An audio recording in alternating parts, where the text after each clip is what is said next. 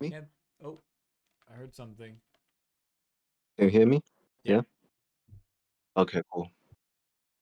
How are you doing? Uh, I'm good. What about you? I'm all right. How have your games been going? Um, I played one game today. Okay. So I played offline ES, right? We had this.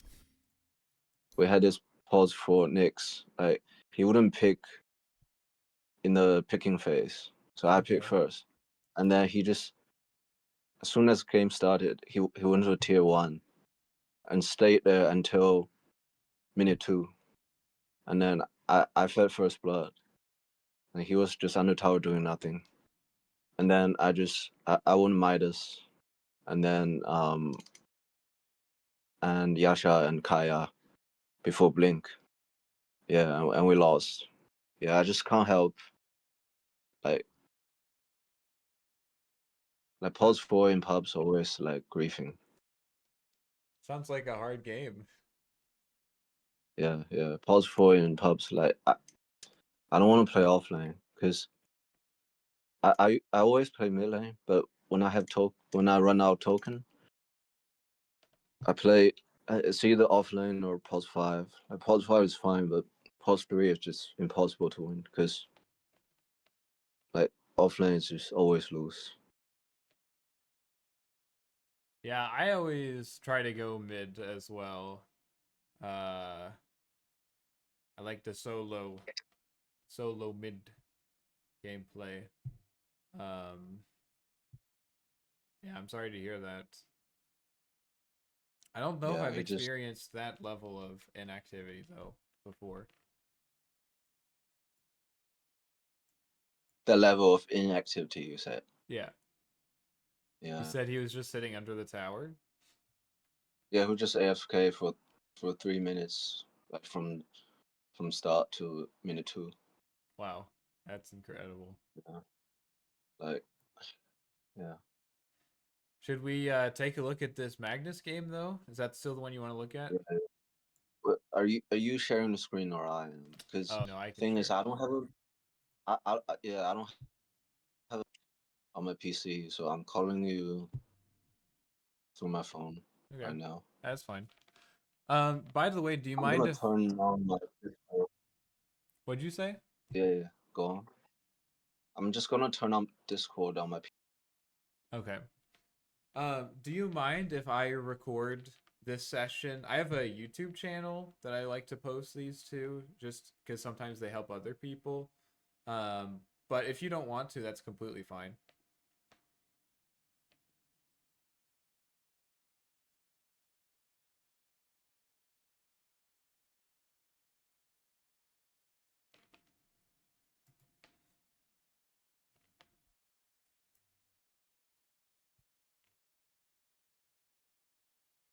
And then he left.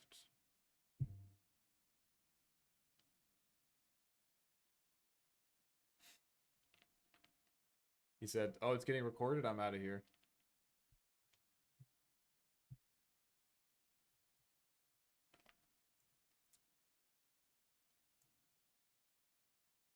Yeah, yeah, yeah. You can record it. All right, You cool. can put it on YouTube. So I'm just doing this all on my phone right now, okay? All right. Because I'm mic, so I'm just watching you through the phone.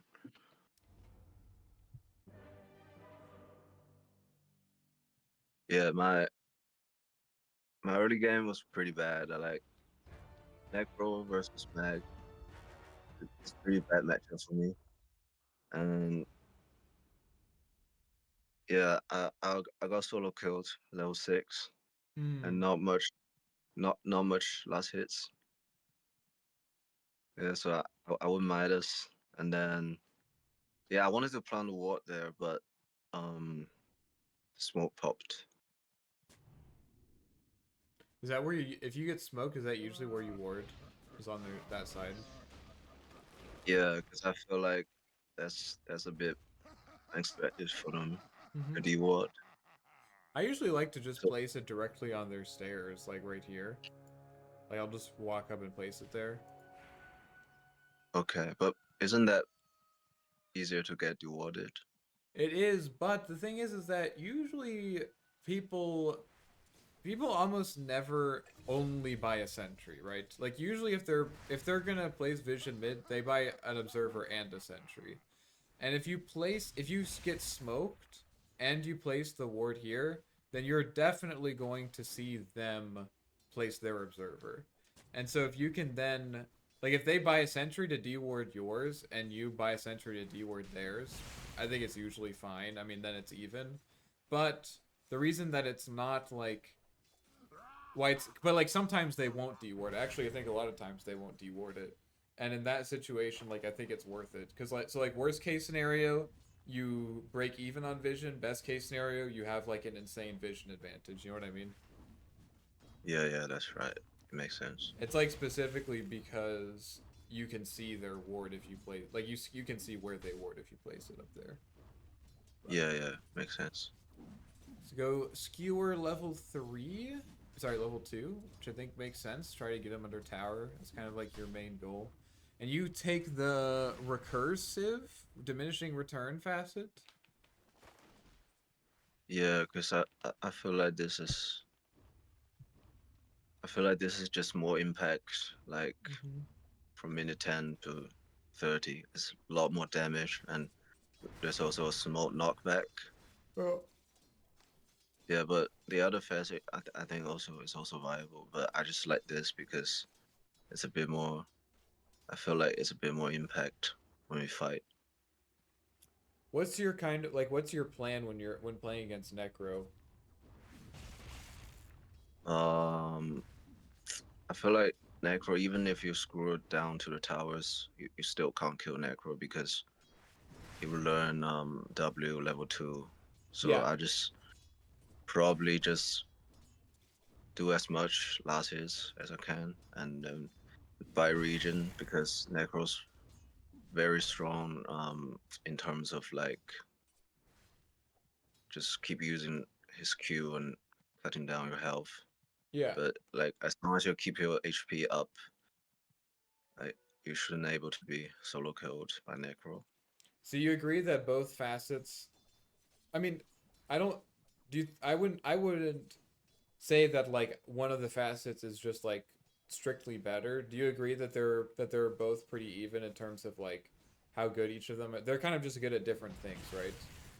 Yeah, yeah, because I keep track of Dota 2 Pro Tracker, Mm-hmm. and these two are really close. Yeah. Yeah, So in the lane, Necro gets regen from last hits, right? yeah, And you said yourself already that basically you're just playing to last hit in this lane, right? yeah, So something I'm confused about then is that so you went this diminishing return facet and you are going for shockwave skewer build, even though you've told me that you're basically just playing for last hits. Do you see like my concern here? If you're just playing for yeah. last hits, what spell makes the most sense to max? Um, yeah, I see what you mean.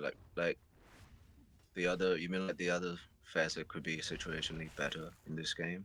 Yes, exactly. Yeah, yeah, it makes sense to me because lots of time I don't think it, before the game starts. I just pick this one.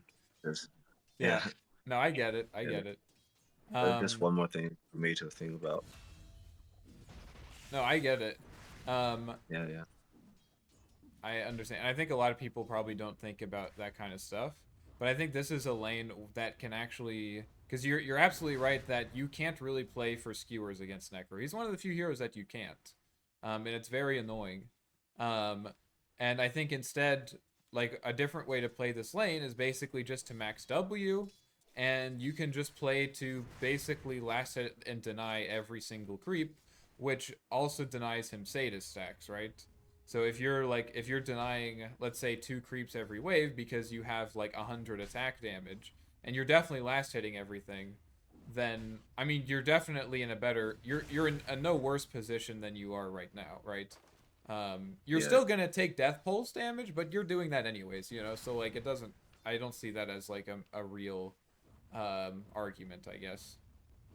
yeah, makes sense. So, do you think like when you're playing Mag against any other hero that the Eternal Empowerment facet would be better? Like, do you think versus Queen, which facet you would take I mean, versus I Queen? think I think I respect Yeah, I that. wanted the. I respect it. I should probably do the Q and then turn and then R and then Yeah. E. I Yeah, don't think it instead of probably happens anyways as long as okay, he doesn't have Ghost Shroud. What wow, that's insane. Um but yeah, I think that the way I would think about it is like I think your default it's I think your default should be eternal empowerment, but that's not because I think you should do eternal empowerment most games. It's because like I want you to think about lanes in which like is spamming shockwave going to be good.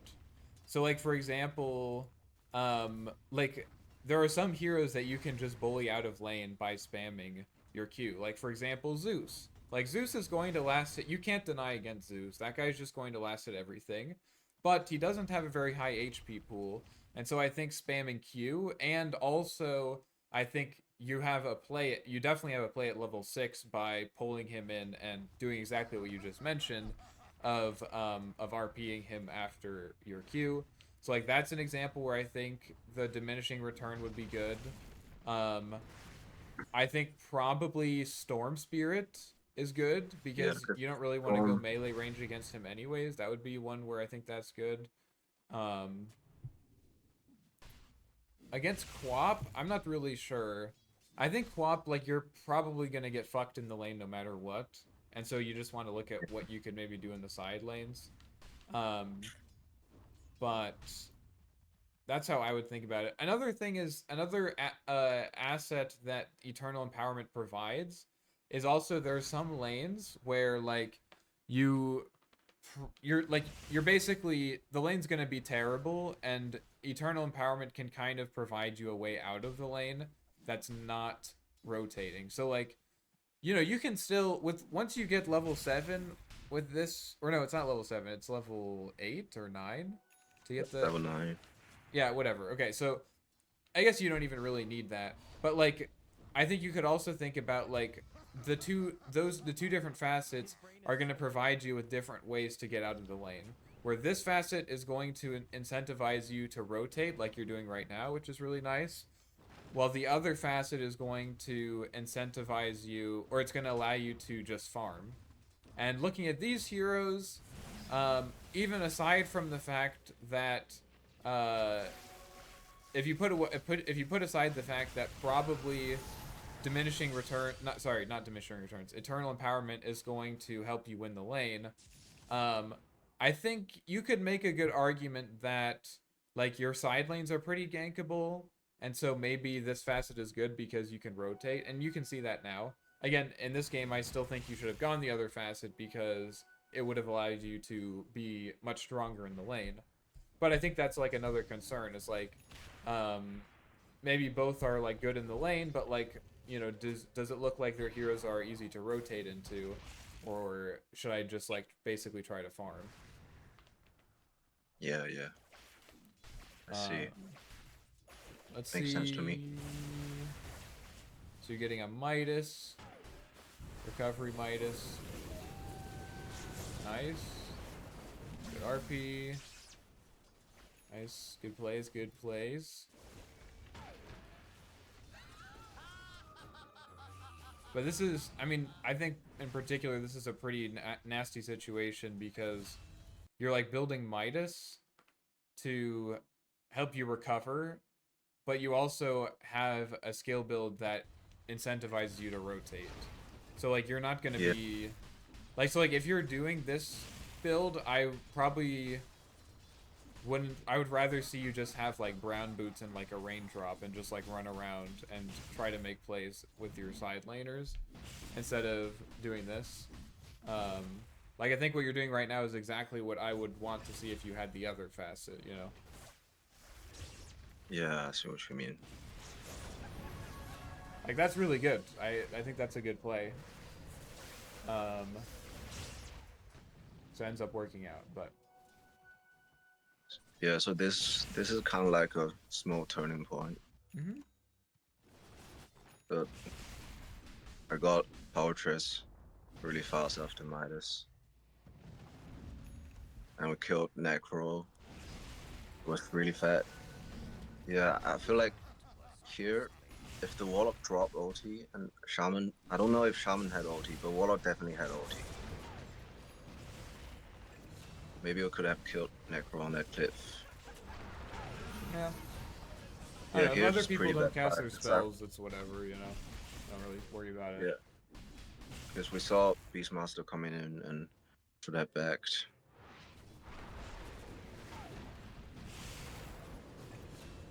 And this is a power spike with Beastmaster, Wild Hunt Beastmaster, and I didn't expect that Razor to double kill. Your teammates are playing well with you though. That's good. Yeah, I think Razor really carried in Mm-hmm. the early game. Yeah, I feel like I mean I'm not gonna harp on this, but I feel like honestly, if you got Eternal Empowerment here and then like the lane mid even just went even, I think this game is just like really easy because Necro is like not super ahead, you know. But anyways, that doesn't matter. Yeah, Going BKB. I think that makes sense. because I'm not too sure when you go Axe on that. Like, what's your take? Well, it's interesting because you go power treads here. Nice. Um, like I'm not. For me, I sort of maybe I'm pigeonholing myself, but I feel like if you go for this diminishing returns facet, that like I usually go for like arcane boots and I just like spam my Q, you know.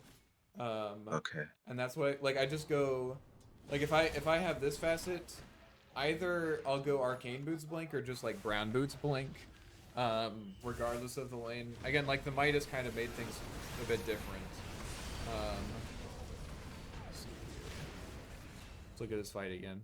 But like I'm not even gonna try to really hit people because I usually like early on I don't have any like empower points, so I'm not gonna really deal any damage with my auto attacks.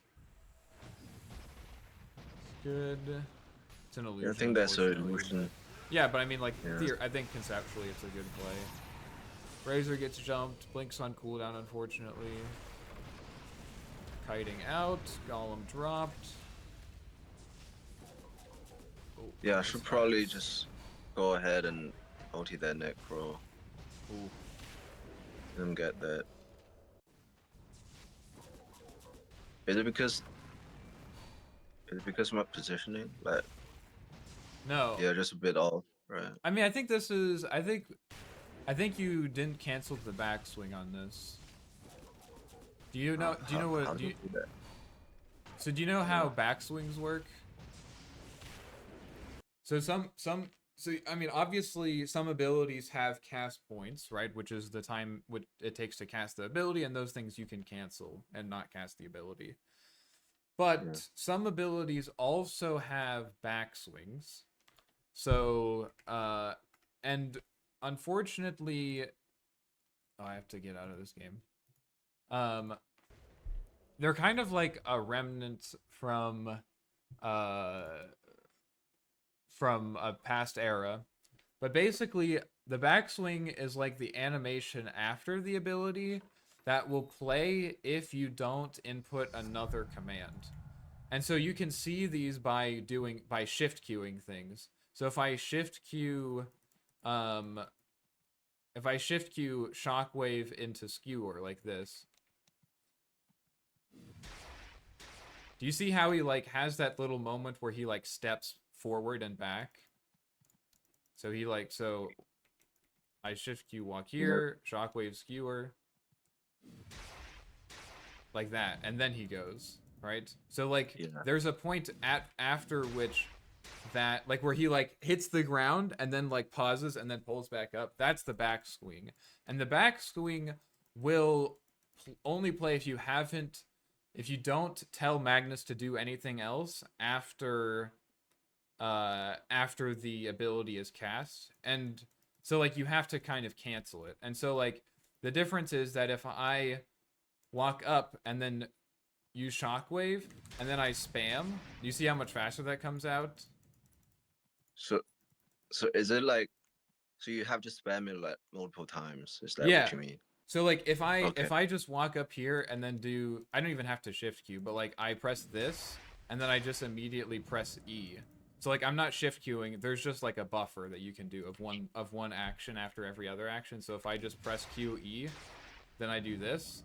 But if I press Q and then I start and you can either spam E. The important thing is that there is an input of skewer right after the shockwave ends, like this. So like that will cancel the backswing. And so that's Okay. really important because there, I think this is a thing that a lot of people actually don't know. But like this is a situation where like if I want to go on this guy, the naive thing to do is just blink and then just QE. Like this. Which I don't think is exactly what happened because I think you cast it a bit sooner. But like you can actually, like what I would do is I would just blink, press Q, and as soon as I start animating the Q, you can just start spamming E. And then you can just do it a lot faster like that. Okay. Yeah. So the other thing is like lots of times when I do this combo like Q and then E, I I, I just screw like really closely to myself, even though I thought Oh, I screwed yeah. far away. So why does that happen? You're probably either casting it on the mini map or you're casting it on your portrait. So if I Oh, do this, it's like there's a situation where I think I casted it here or something. Like basically it's just a misinput. So like you're either like you're just either use I mean a common thing is to cast on the mini map on the mini map on your portrait or up here. So like sometimes like let's say I want to go here, but I accidentally just cast it on the ogre. Okay, I didn't do it that time. But you can do that as well. Where you like cast it on a hero portrait. Okay, maybe they disabled that. It looks like they disabled that, which is good. But I've done this before where you like I want to skewer down here and then I just use it on myself. But you can also oh, just sometimes like just I meant to I don't know like there was something I don't know what I did there, but yeah, it's just like there are certain I think these are the two most important ones though. That it just you just have to it's just unlucky. I mean it just happens sometimes. You just the only thing that you can do is just like be very focused, I guess, about when you cast it. But like be like, I'm gonna do it here, and then I'm just gonna spam that. Like there's not much else that you can do, I guess. mhm. Yeah, yeah, makes sense. Um, and then while we're here, do you know how horn toss works? Yeah, it's like fan shaped um Yeah. AoE, and then so the positioning of yourself is really important because Mm-hmm. like if you got yourself on the side and then like the combo wouldn't work. Like if you're trying to screw up, Yeah. might fuck up. So exactly. So there's kind of two main parts of it. So first of all, it has this AoE that you can see, and it will Hmm. damage everything in that AoE. However, it will only toss people that are in front of him. So that's the first thing is that you want to make sure that you are catching people in front of you. But there's like something that like right there is like an issue that you might have where you toss someone so it'll always take everyone that you catch and put it in front of, I mean, put them behind you. But it might be Hmm. that behind you is not where you actually want to skewer. So you might blink in from here, right? You might blink in from here, but you want to skewer them over here. And sometimes you can end up, so there I ended up doing it. Let's see if I can put together one where I don't. So I want to, let's see. Yeah, so if I do like this, and then I want to skewer this way, it's like it put him in a position that made it hard to skewer. Um, Yeah. and the easy way to make sure that that never happens is that you can pick people. There's a certain time in the air in which every hero is directly over you. So there can be like all of these heroes like this. And at some point, there is a point where they are all on top of you. And after you've casted the horn toss, right? Like after the cast point happens, you can do whatever you want. The rest is a backswing. And so you can cast skewer while they are all in the air on top of your hero, and it will always catch all of them. And the way that you do that is just exactly like we've been talking about canceling backswings, where you blink in, do this, and then you just have to immediately skewer to make sure that you catch them in the air. Does that make sense?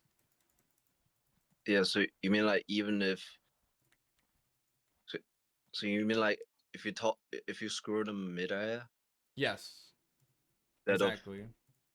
after they land, you can get them. No, while they're in the air, if you skewer them, it will catch them in the air. Oh yeah. I see what you mean. Oh my gosh, my camera's being annoying. Let me just unplug it.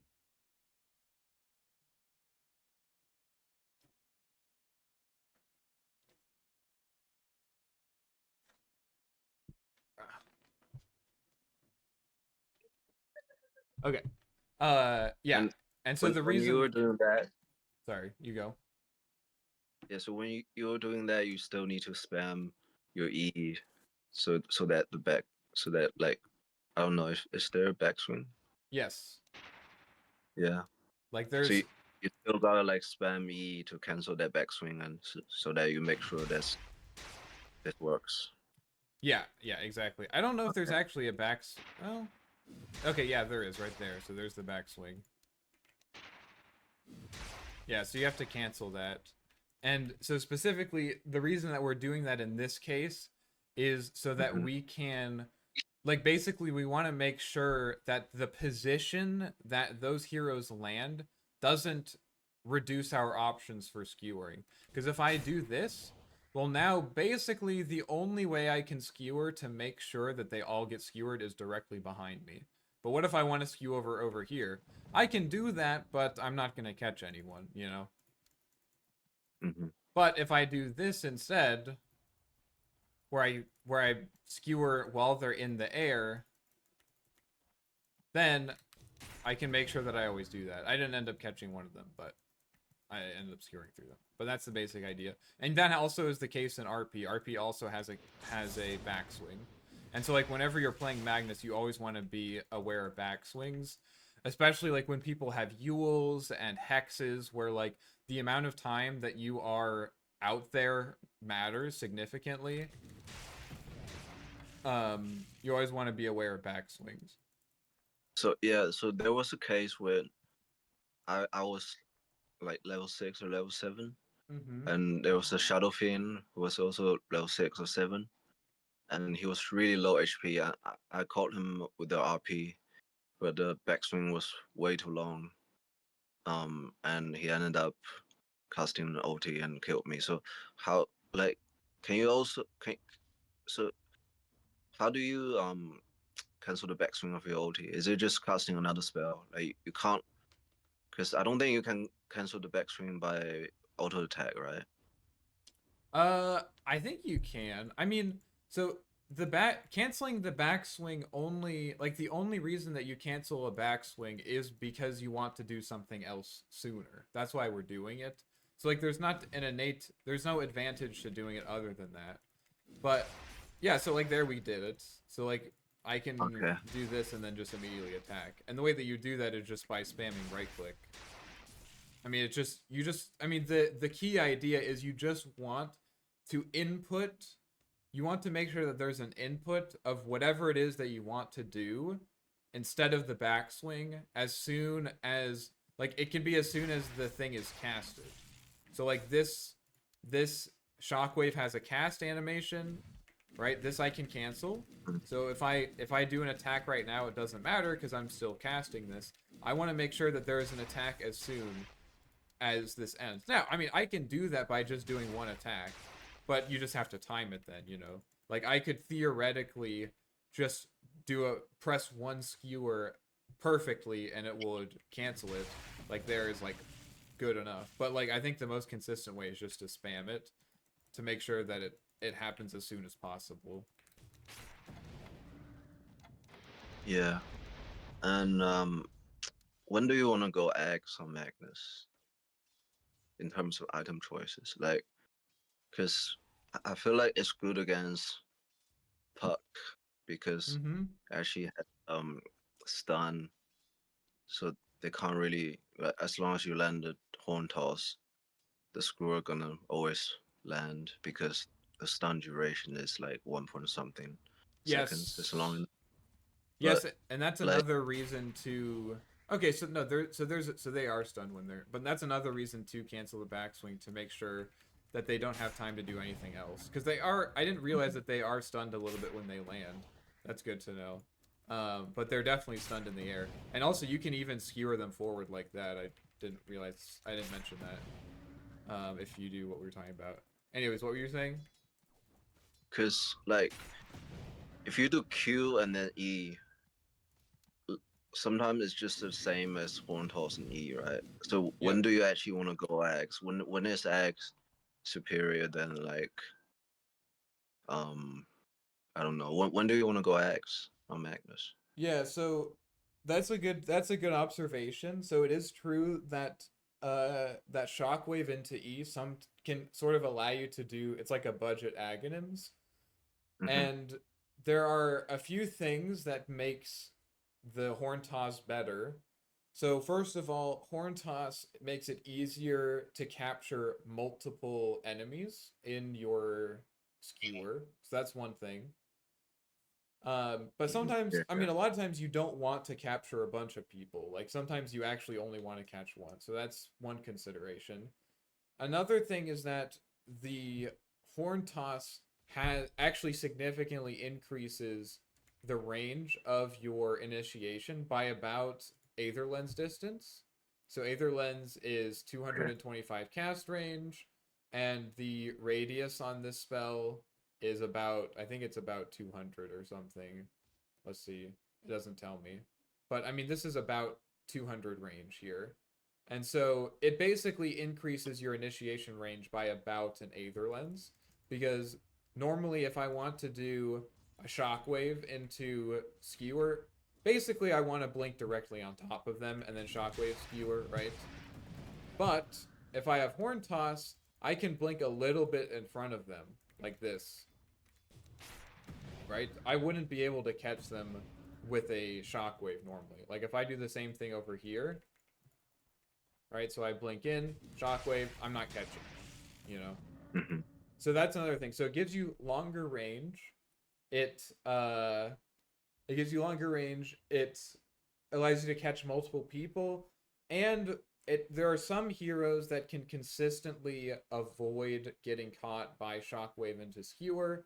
Heroes that have immediate escape, like you said, Puck, um, Phantom Lancer, um, Amber Naga Spirit. Siren, yeah, Ember Spirit, like those kinds of heroes. So if you want to catch those kinds of heroes, or just like heroes that are fast, like Storm, Hoodwink, like heroes that you have like kind of a smaller window, like when you do see them, because you have to be you there. It's a more precise to get the shockwave. Like you have to be right on top of them in order for it to work. And like if it's a Hoodwink that's moving really quickly, then like you kind of have to time it, like where you like blink a little bit in front of where she's walking and then you do it. Um, Hmm. Overall, I mean, the agonyms is just going to amplify your ability to catch people, and so I think there are these certain situations where like, oh, I almost will never be able to catch this guy unless I have agonyms, or agonyms is going to allow me to initiate from a longer distance. But usually I'm thinking about like what like I think Magnus I in each game is either focus on like catching and counter initiating, or he's focused on dealing damage. And so like the damage build, I mean you can still kind of catch people with the harpoon. It's just not as reliable. Like once people, especially now, once people get force staff, Yules, Manta, Lincolns, like any of these items will work for avoiding a harpoon initiation. And so like I think either you typically go for a damage focused like right clicker build, or you go for a spell focused catch slash counter initiation build, and that's like usually the decision I'm making that tells me to go Aghanims. It's not like because Aghanims is necessarily good that game. It's because this game, my job is to be more of like a caster, counter initiator. I basically just need to set people up for my cores, for my other cores to deal damage, is the idea. Or do I need to deal the damage myself? Hmm.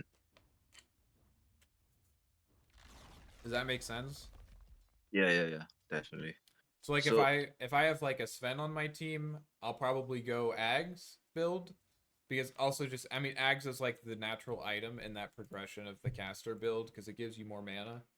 Um if I have like if my safe laner is like, I don't know, like a Phantom Lancer or uh like a, I don't know. I'm trying to think of a good example. Maybe it's my off laner. Like if I have an off lane underlord, that hero doesn't really supply enough damage to be threatening with RP. Um, but if I had like an off lane Dawnbreaker, for example, she does a lot of damage. You know, I probably don't need to build damage items. I can probably just focus on setting heroes up. hmm so, so if you were mid against SF, would you take the Eternal Empowerment facet? Because I think that's a bit better, right? Against SF, Yeah. well, probably in a vacuum, I would. I'm not sure. I'm not sure. It's hard to say because I think the eternal empowerment is really nice because it would allow you to deny against him. Hmm. But going off of our previous discussion, there is also kind of a connection to facets where I think diminishing return is better for that caster catcher kind of play style, whereas eternal empowerment is better for that right clicking build. And I think in general, SF it's really nice to have this Ags build against SF. Um, like being able to catch him because he isn't very mobile. So like there is kind of like it makes it a little bit complicated where like on one hand the eternal empowerment is nice in the lane, but later on I would probably want to have I mean you can also do the Ags build even with eternal empowerment, of course. It's just like not as optimal. So I don't know. I think you could go either way, but I probably would go eternal empowerment against him and then build Ags later, depending on my team comp, I guess. Yeah. Yeah, makes sense.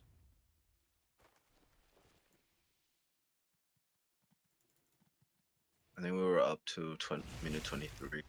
Okay.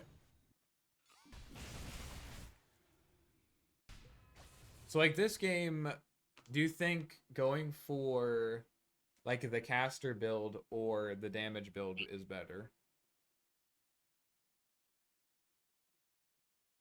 I think the cost to build Yeah, I think you're because right. Offlane tiny. Yeah.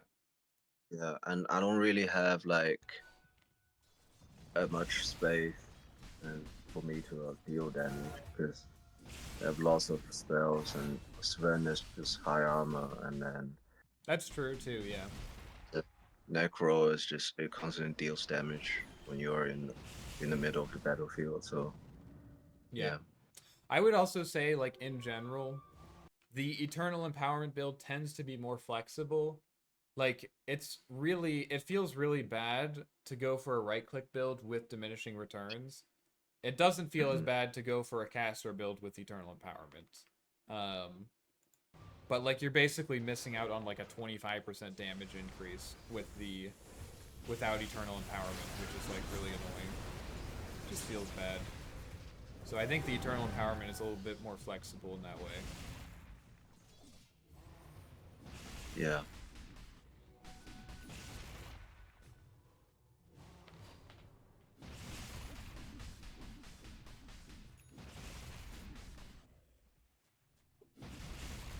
And usually when I go for the caster build, I usually don't build BKB unless they have like Smoke Screen or something or Night Stalker, stuff like that. Because usually you just go in and out and you're fine.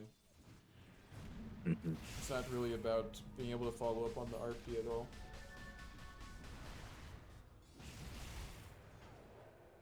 So like in these fights, what are you looking to do, would you say? Like what's your goal? Um, I feel like if I see Razor W on Sven or W on anyone, I feel like it's worth to just solo RP that guy. Like if it's a core, if it's like Necro or Sven, just to secure the kill. Especially on Necro, Necro and Sven. Uh-huh. Like That makes yeah, sense. because I think I missed this one. I missed this. I should have, Unlucky. yeah, should have known he had Blink. So That's yeah, actually crazy that he has Blink. I didn't even see that. That's wild. because I saw the Blink earlier, but didn't think much about it. So yeah. Do you know the like what would you say is the difference between initiation and counter initiation?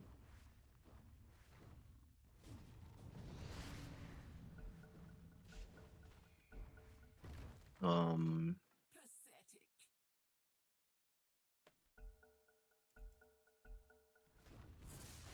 what's the difference when you Or sorry, for me?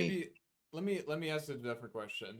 Um, like how do fights usually play out? Like if you could just sort of give me a basic structure of how fights happen, like how would you characterize them? Because I think that there's kind of like a basic structure that all fights follow. Yeah. So basically, so here, if I want to initiate, I would have just screwed someone Right? Yep. into our red, and then Shaman Wallet drop their OT, what, and they would be um yeah, and then I would probably get out first after the screwer, and then look into do the OT later when they all come up to save that guy Yeah. that I screwed. Yeah, and counter initiate counter initiation, I would usually just find a chance to like RP as many people as I can, you know. Yeah, I think Yeah. I think you're right. So like when I'm playing Magnus, I think like Magnus and Earthshaker, in my opinion, are some of the strongest team fight heroes because Hmm. they most like Axe, Centaur, these kinds of heroes, Enigma, they have to pick whether they want to initiate or they want to counter initiate, right? So initiation is usually the first thing that happens in a fight.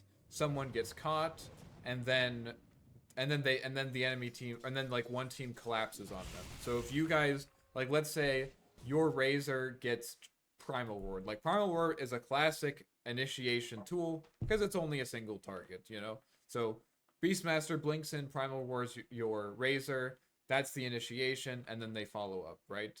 And Hmm. Magnus and so like Centaur or Slardar or heroes like that. Now, so once that happens, there might be a counter initiation, right? Where Tiny blinks in on those heroes that are trying to close in on the Sven, or sorry, not the Sven, the Razor, and deal enough damage to kill him. So Tiny interrupting that, that's the counter initiation. And 9 times out of 10, when you see 5-man black holes, 5-man RPs, that's when those happen, when the enemy team is collapsing onto an initiation, and then you respond with a counter initiation. Now, my point is that Magnus and Earthshaker are very interesting heroes because they don't have to choose whether they initiate or counter initiate. They can do both. Both of the both heroes have spells that can do both things. So for example, Earthshaker can initiate with Fissure and counter initiate with Echo Slam. Magnus can Mhm. initiate with Skewer and counter initiate with RP. And I think a lot of Magnus players don't understand how like this dynamic and the fact that actually this sort of like the reason that Magnus can go mid and just build Aghanim Scepter is because Aghanim Scepter basically I mean and I mean what I mean by Aghanims is basically you're focusing on this, like you're not dealing that much damage, you're just focusing on disabling and stuff. The reason that Mhm. works is because that Aghanim Scepter, that just being able to initiate like that will actually condition you and allow you to set up your own 5-man RPs as counter initiations. Like basically you can counter initiate your own into initiations, right? So you blink on someone, you skewer them out, their team comes to respond, and then you RP them, right? And this is like a dynamic that I think a lot of Magnus players don't think about. Like they aren't thinking about, maybe you do, but in the last few fights, it doesn't really seem like you have a clear idea as to like what you're looking for. Like you might just be looking for like certain heroes to skewer or certain or like, oh, there's 4 heroes in RP radius, I'm gonna go RP that. Um, but instead sort of actually thinking about like what are the dynamics that are going to bring about like a large like a high value RP. Does that make sense? Mhm. Is this Yeah. something that you thought of before and I'm just like giving you old information that's boring? I didn't think much about that because like yeah, because I didn't really go for the eggs a whole lot, and I guess I was just doing mostly just counter Mm-hmm. initiation. And I mean, so Yeah. to be clear, you don't have to have Ags to to. I mean, I'm just Ags helps you catch people and skewer them back. You don't have to have Ags to do that. I'm just saying, I was trying to use that as an example where like you don't see Enigma mid, and one of the reasons that you do that is because he's highly dependent on other heroes to initiate for him so that he can counter initiate. Whereas Magnus, you can just go Aghanims on him as a mid laner because you can set up your own 5-man RPs. That's but like you can do this like what you're doing. Like this is exactly what I'm talking about. Like you can do this without Aghanims. You're initiating for yourself essentially. Um, and so I would recommend. I mean, your RPs are good and your skewers are good, but um, I would recommend sort of thinking ahead of the time, like who are my good skewer targets. Um, you can also counter initiate with skewer, which is often what's happening here. We can see that's actually what just happened. So let's see here. So Necro goes in. He blinks on the Warlock. Warlock is going on. So everything after this is a counter initiation. So you skewer Necro back. And so like here I would say like this is just not a very high value skewer. I would much rather see you skewer the Crystal Maiden, for example. Um, Mhm.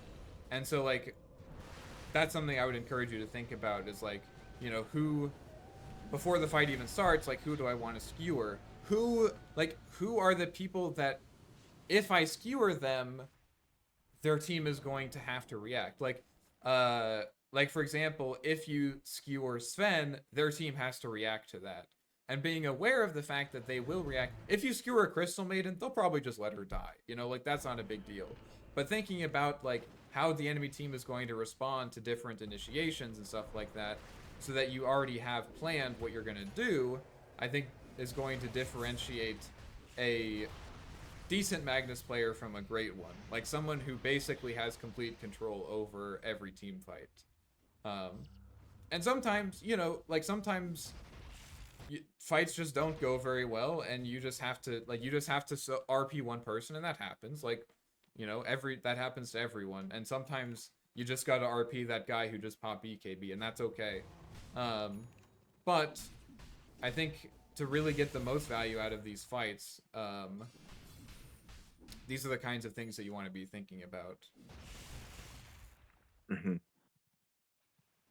So I want a refresher here because I feel like refresher just a lot more impacts in team Yeah. fights. You have royalties and two BKBs, Yeah, and this refresher is is a really good for sure. yeah. And my mana is like almost enough, like because I have views, right? Yeah, Is that I okay? think it's pretty close. So this is another reason Ags is good. Like this is another reason that people tend to start the uh the caster build with an Aghanim, because with an Aghanim, you can almost always just immediately go refresher if you wanted to. You usually won't go immediately refresher, but you don't have to buy anything else, you know? So like you go blink Hmm. Aghanims, and then you can do whatever you want. Maybe you want to buy Octarine Core, maybe you want to buy refresher. You know, this is definitely doable, but it's a little bit risky because you need to have exactly 950 mana, which means that if you cast like a shockwave and a skewer, you're not going to have mana to do this. Um, Yeah. so it's okay, but like that's another reason why you want to get Ags first, because Ags provides I think like 300 mana or something. 120 plus 175, so yeah, about 300, like 285. Um, Mhm. Good, I like this. Not a fan of the solo RP, but that's okay. Oh boy. Yeah, just I was expecting someone to like hit him while I stun him, but like I don't know, maybe Razor was on the other side. I wasn't watching this mini map. Yeah.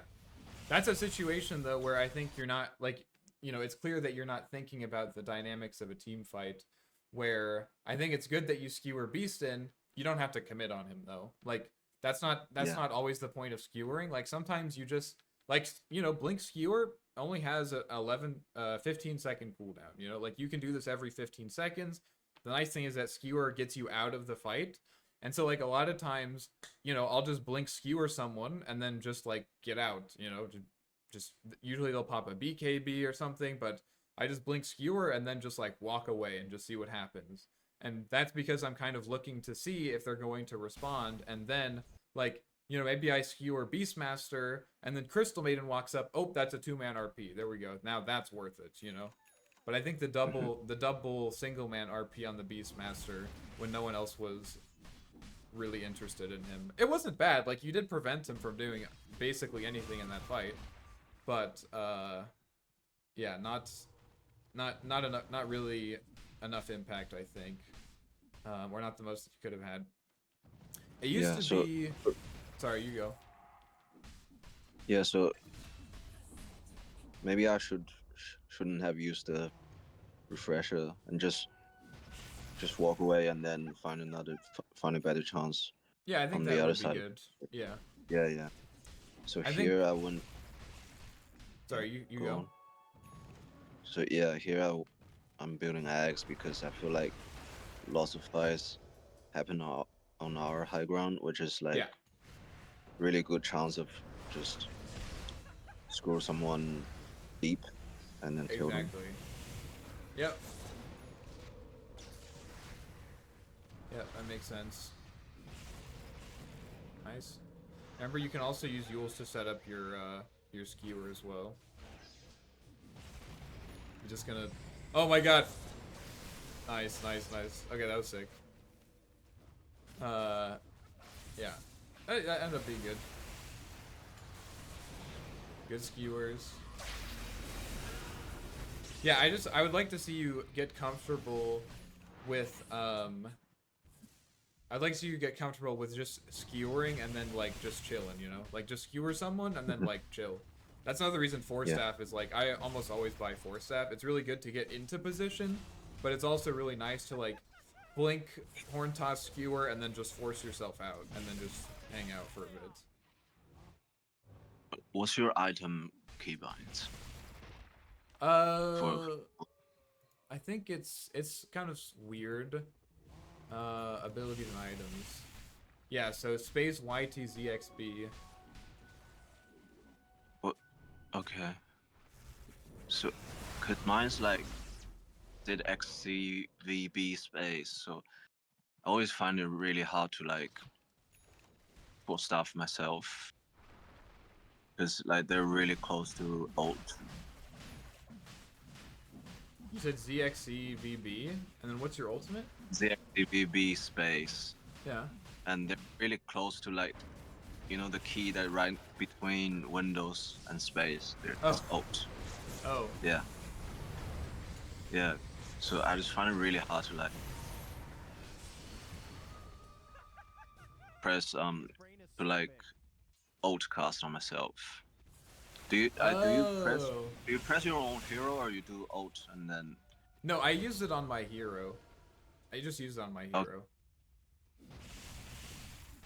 it's quick cast on your hero Yeah. for your 4 stuff. Which, to be fair, just 10 games ago, I lost a fight because I forced staff to creep instead of my hero. Okay. So, it's not without disadvantages, but um, you can also do you have any buttons on your mouse? Yeah, I do. I have like 2 right Okay. on mine. Because you can also change the alt modifier to like a mouse button. Okay. Yeah, yeah. Oh, I didn't know that before. Yeah, it's pretty I'll try useful. it. I did that Yeah. for a little bit, but I just got lazy. Maybe I should try to invest in that again, but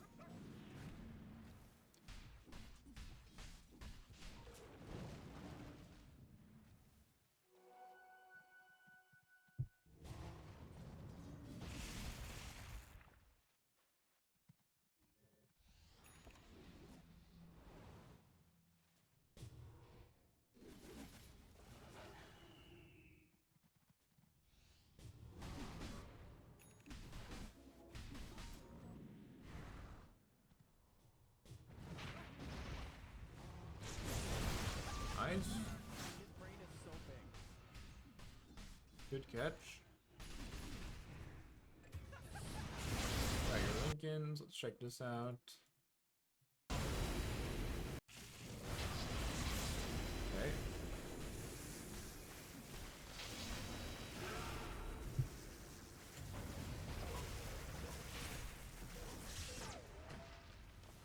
Yeah, I mean, I think what you're doing in this game is good enough for what you have. Um, I mean, you're relying a lot on your Razor, which is fine because Razor did really well, but um, I think in other games you might be punished for like not trying to get more out of your spells, basically. Mm-hmm. Um, I think I have to head out now. Do you have any other questions before we close out for today?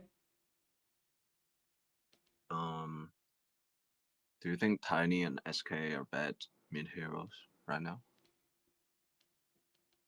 Mm, I don't think Tiny is bad. I don't see Sand King very much. Uh, I think that any hero that you're confident with can be strong. Um, so if you really like playing Sand King, I wouldn't worry about like I don't know. I think you're a strong enough player that if you feel confident on a hero, I wouldn't worry about if they're meta or not. I think you can just play them.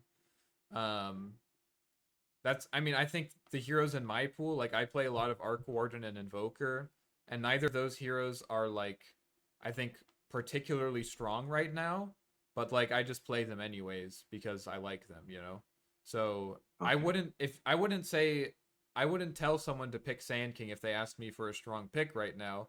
But I also, if you feel good about Sand King, I wouldn't not play him for that reason, you know. Yeah, yeah. Makes sense. Yeah, that's all my questions. All right. Well, Thank you so much. if you have any other questions, you think of anything, just let me know. Just send me a message. And if you want to meet up again, just send me a message and we'll figure something out. All right. Yeah, what's your YouTube channel? Can you send that to me? Oh yeah, of course. It's Cool. pretty it's pretty like niche content. I basically just play Arc Warden, but I think a lot of the stuff there applies to a lot of heroes, but at some Yeah, point I'm I'll gonna take a have look. to branch out. I think there's only so much Hmm. stuff that you can talk about with Arc Warden. Yeah, cool. Thank you so much, man. Yeah, yeah, of course. I hope you have a good day and good luck in your games. Yeah, you too. Thank you. See you. See ya.